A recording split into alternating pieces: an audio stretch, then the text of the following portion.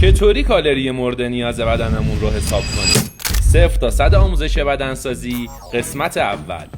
مرحله اول محاسبه BMR یا همون متابولیسم پایه، یعنی میزان کالری که بدنمون نیاز داره برای زنده موندن بدون هیچ فعالیتی.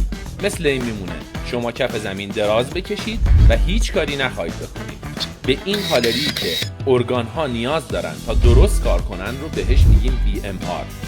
برای به دست آوردن BMR از فرمول میفلین استفاده میکنیم. میریم سراغ مرحله دوم، محاسبه TDEE یا محاسبه کل انرژی مصرف روزانه.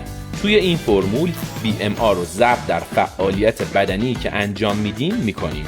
این ضریب یک چارت و استانداردی داره که توی تصویر ضریب‌ها رو میتونید مشاهده کنید. مرحله سوم تنظیم کالری بر اساس هدف شماست. حالا بسته به هدف مقدار کالری رو تنظیم میکنیم. برای تثبیت و حفظ وزن فعلی عدد TDEE که به دست آوردیم همون مقدار رو مصرف میکنیم. برای افزایش وزن اون عدد رو به اضافه 200 الی 1000 کالری میکنیم. برای کاهش وزن اون عدد رو منهای 200 الی 1000 کالری میکنیم.